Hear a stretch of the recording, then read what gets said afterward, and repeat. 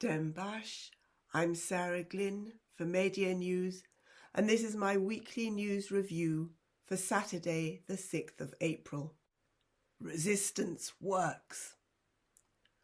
Wednesday afternoon saw the dramatic finish to 3 days of roller coaster politics following Turkey's local elections. In the face of mass protest and international opprobrium, the Turkish authorities backed down and reversed their decision to deny the mayorship of Van to the candidate chosen by its people.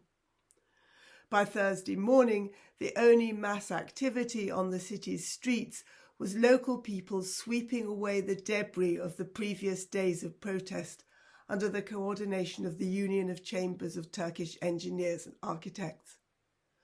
They were joined by the new co-mayors, and through dustpans and brooms, the people demonstrated their link to and affection for their city and swept it clean from government occupation. Despite many challenges, the Pro-Kurdish Dem Party had achieved a 5.7% share of the national vote, matching the 2009 high for a pro-Kurdish party in local elections, and won 81 mayorships, 3 metropolitan municipalities, Diyarbakir, Mardin and Van, 7 cities, 65 provinces and 6 neighbourhoods. Their return to an independent stance with no tactical support for another party and their emphasis on grassroots engagement appear to have been rewarded. The eventual retreat of the state authorities in Van was a further, hugely important win, but it is only one step in the long drawn-out struggle for democracy in Turkey. Just in this election, there have been many other attacks on democracy, and 11 municipalities have seen their democratic choice subverted by voters transported from elsewhere. Local people who gave majority support to the Pro-Kurdish Dem Party are thus forced to face the prospect of 5 more years under the AKP-MHP yoke, locally as well as nationally. To understand this historically important week, let's go back to Election Day last Sunday.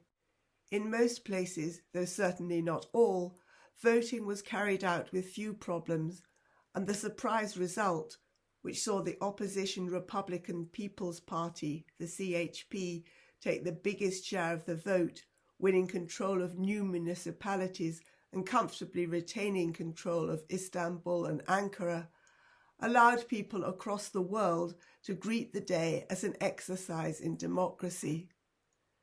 The press statement from the delegation of election observers sent by the Council of Europe's Congress of Local and Regional Authorities raised concerns over the wider political environment, the lack of press freedom and of judicial independence, and warned against the usurpation of elected mayors as happened after the previous local elections.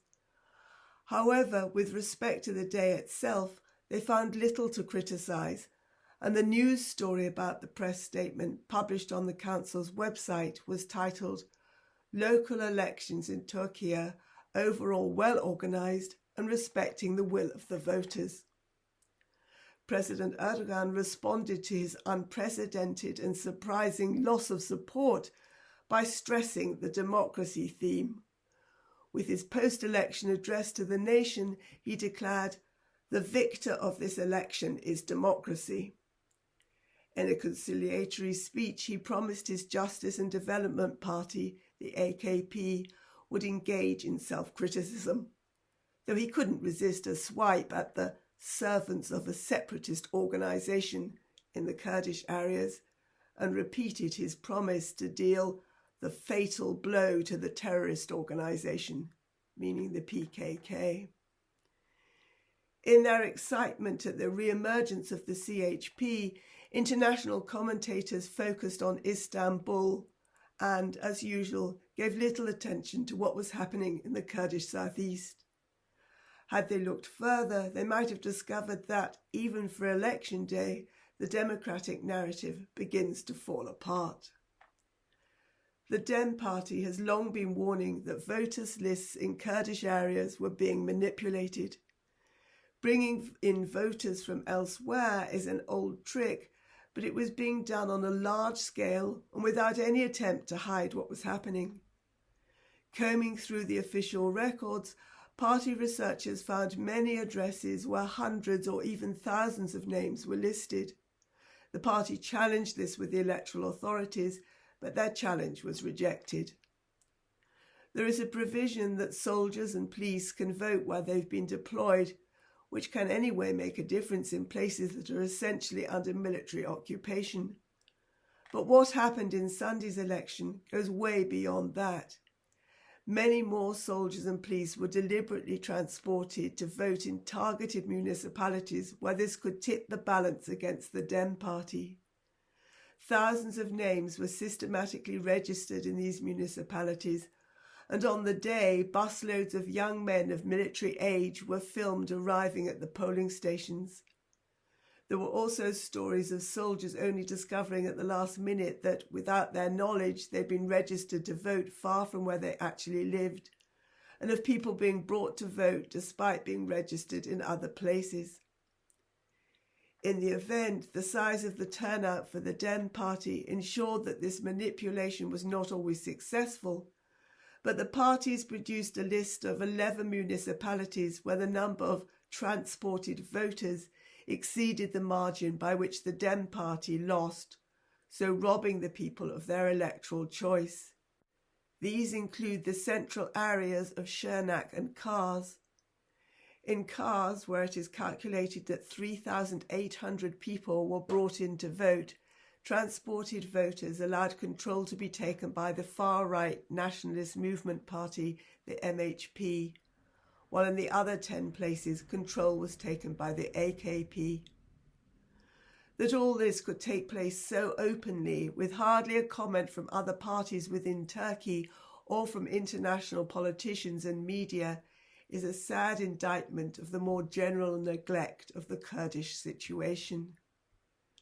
The Dem Party attempted to warn people of what was happening. There have been numerous articles in media news, and they produced a dossier back in February that gave the details of problematic addresses they had uncovered. That dossier was sent, among others, to the Council of Europe. However, rather than verify the evidence given to them, the Council's delegation chose simply to visit polling stations chosen at random.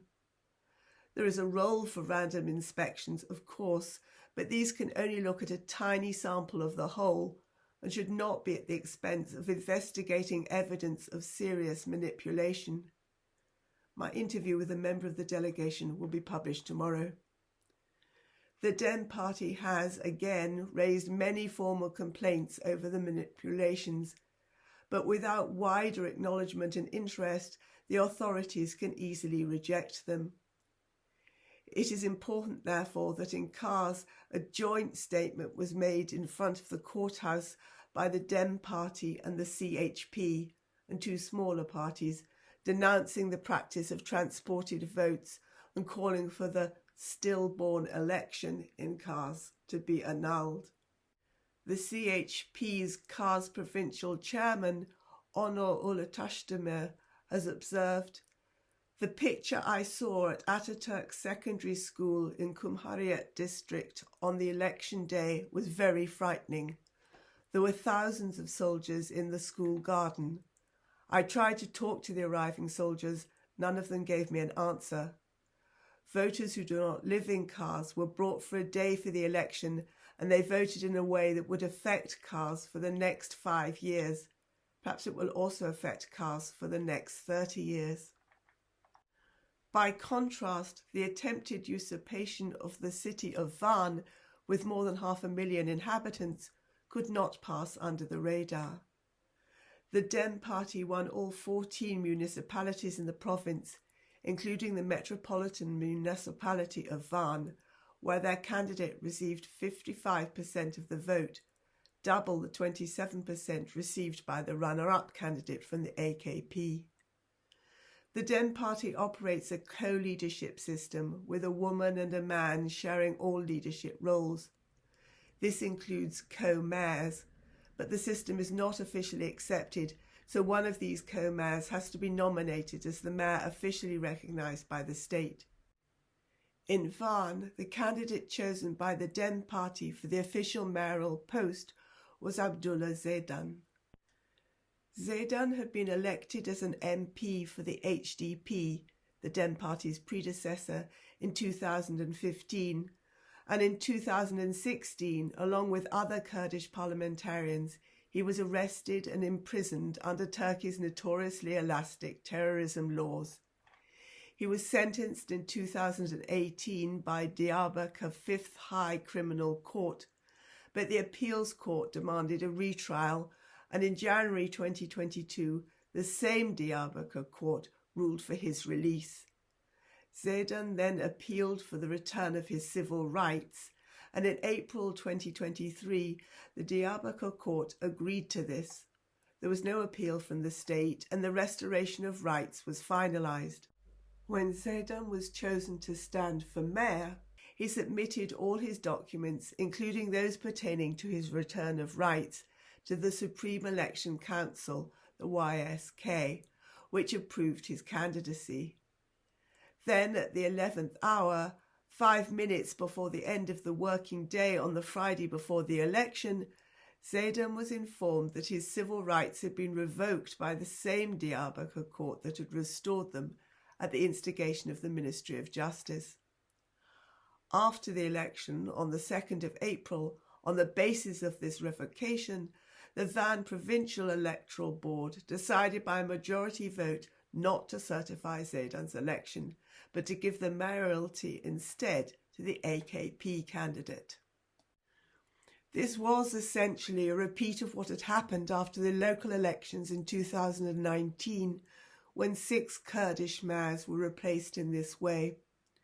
48 of the remaining 59 HDP mayors elected at that time, including the mayor of Van, were later removed and replaced by government-appointed trustees, with many of the deposed mayors being imprisoned or forced into exile.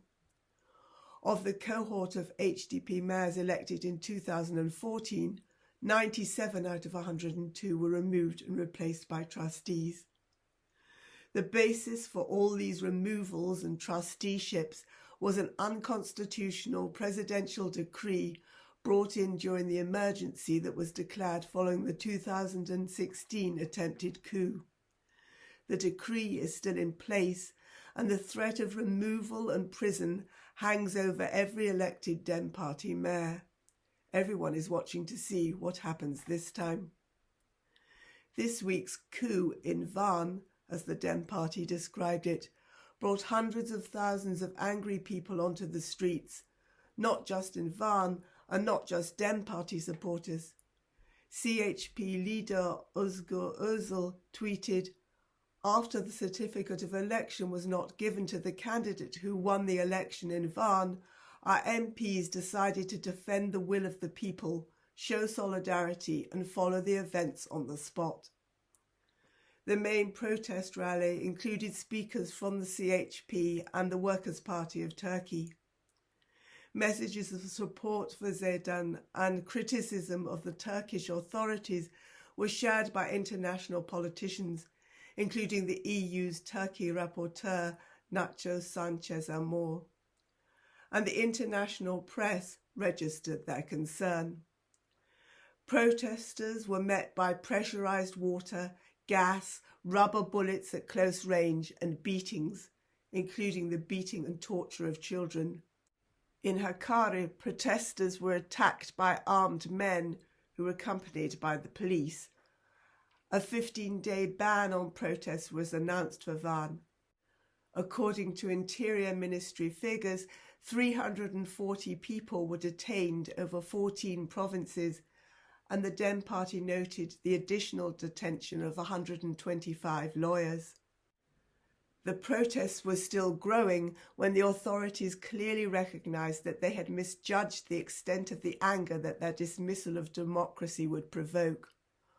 On Wednesday, the YSK responded to the objections submitted by the Dem Party and, also by majority vote, overturned the decision of the local board. the certificate of election was finally given to Zeydan. Resistance had worked, and mass protests were replaced by mass celebration. The AKP candidate has accepted defeat, but the Council of Judges and Prosecutors has launched an investigation into the Diyarbakir court for restoring Zeydan's rights last year.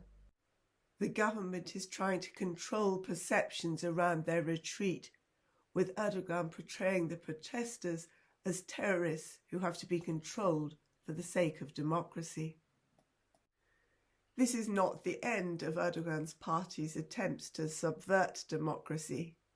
In Urfa, the provincial election board has called for new elections in Hilvan and Halfeti, which will be held on the 2nd of June. In both these municipalities, the Dem Party won despite reports of criminal attempts by the AKP to subvert the voting. In Hilvan, the Dem Party received 33.2% of the vote and the AKP 30.7%. On election day, a group including the AKP candidate's nephew were filmed burning the contents of 2 ballot boxes. When they failed to win, the AKP objected to the results, and the district election board agreed to annul the election, citing the burnt ballots. Their decision was then upheld by the provincial board. It is not just the Dem Party that has complained in Hilvan. The local CHP MP observed on his social media account, "It is clear as day that this incident was carried out to create evidence in order to ensure the cancellation of the election." In Halfeti, the Dem Party's elected co-mayor recounts that on election day, the AKP candidate, accompanied by hundreds of supporters, entered polling stations where they beat up officials and carried out mass voting in several different places. However, this was not enough to prevent the Dem Party receiving a 906 vote majority, 39.5% of the vote as opposed to 35% for the AKP. When their tactics failed, the AKP filed an objection citing irregular voting and invalid votes, and the compliant provincial election board accepted the objection and cancelled the election results. In Bitlis, the AKP was said to have beaten the Dem Party by just 198 votes, a difference of less than 1 percentage point in vote share. At the same time, 2018 votes were declared invalid, and there were reports of valid Dem Party votes being misallocated.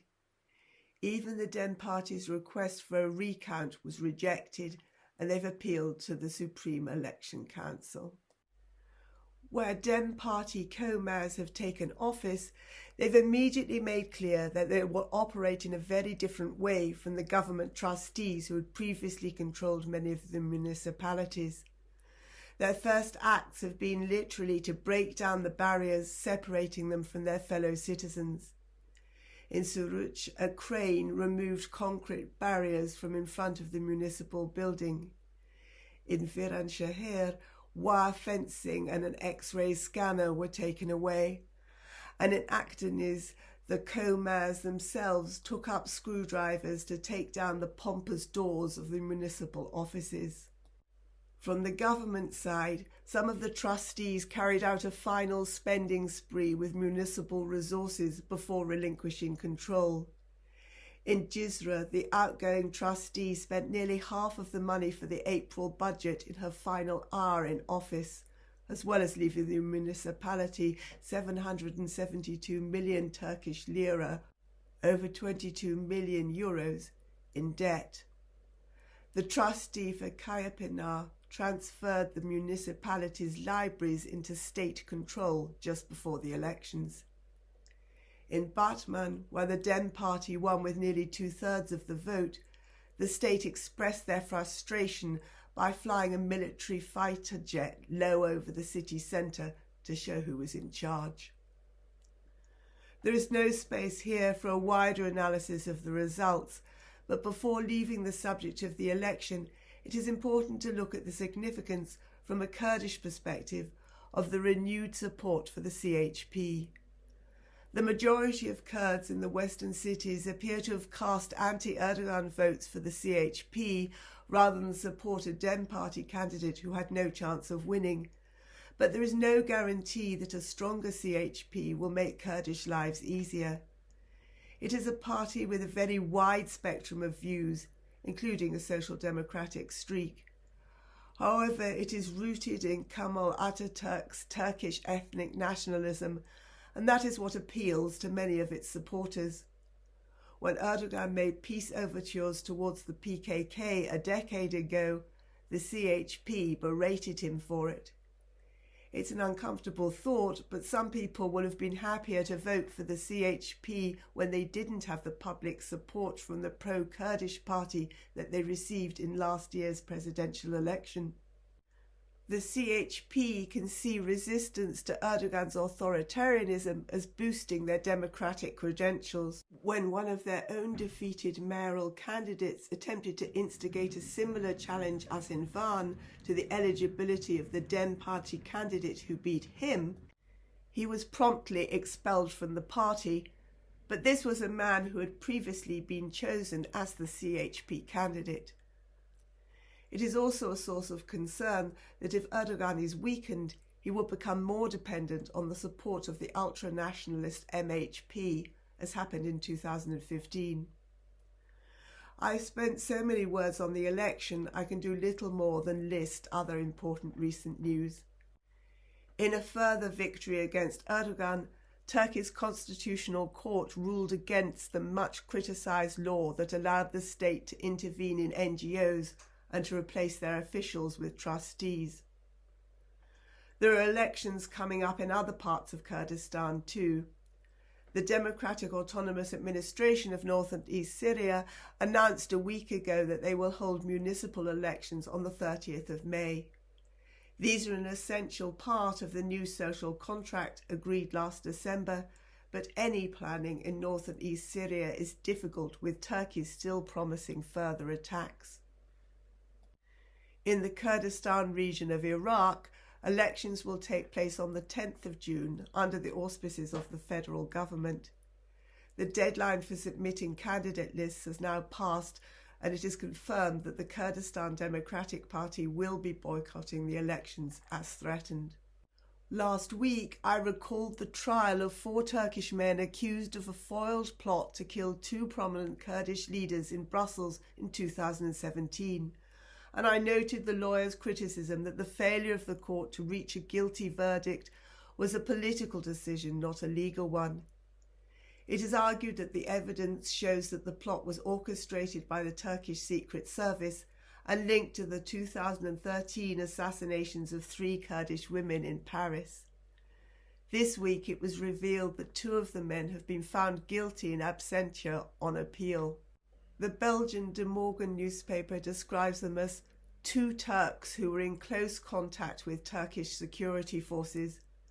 But they were only given 5-year sentences, and it seems unlikely that the authorities will investigate the plot further.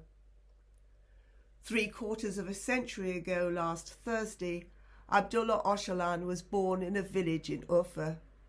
In very different circumstances, the same day also saw the founding of NATO, which can be held responsible for many of the difficulties faced by the Kurds and by many other peoples across the world. Kurds tweeted Rojbuna me Pirozbe, birthday greetings not just to Öcalan, but birthday greetings to us, because Öcalan and the movement he created are seen as inspiring the rebirth of the Kurdish people. Öcalan has been imprisoned for 1/3 of his life, and for the last 3 years has been deprived of any contact with the outside world.